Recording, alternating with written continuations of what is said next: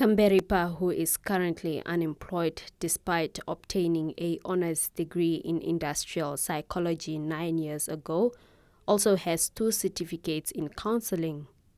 In 2021, Kamberipa began studying for a diploma in early childhood development with NAMCO, but unfortunately had to drop out because of financial constraints.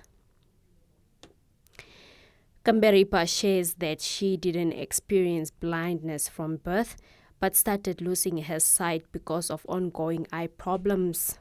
She mentioned that visually impaired people in the country face discrimination in the job market, leading to underestimation of their abilities. Kamberipa added that they are often overlooked even in jobs where no qualifications are required. People with visually impaired, we are going under I don't know, should I call it discrimination or stigma or being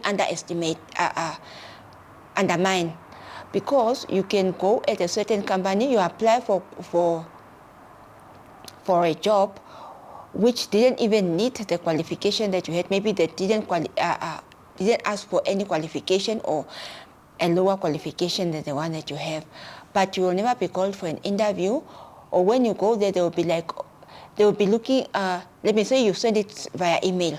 Then they will call you to see you. When you go, so they will be like, oh, so it's you. Oh, you are visually impaired. Okay. No, it's fine. We got your paper, or we got your request, or your email of the CV that you sent us. We'll call you back. Then you will never be called back again.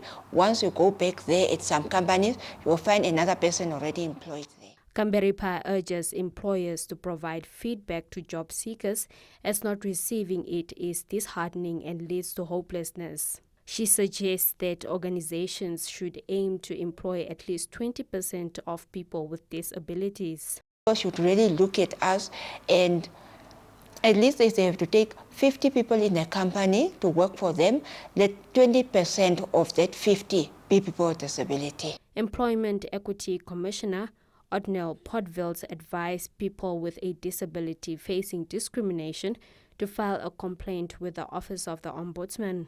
In addition, Podewiltz also noted the ministry's efforts to provide a list of qualified disabled persons to employers. Now, when there is discrimination, which happens a lot, there are a number of options. The first one is a complaint, and then normally we encourage them to raise it with the specific employer. Don't keep quiet, don't be silent. If you feel that the treatment was not correct or the process was not handled correctly, start by raising your complaints. Depending on the nature of the institution, you have a number of options. You have got the Office of the Ombudsman, you have got the Employment Equity Commission, where you could register a complaint.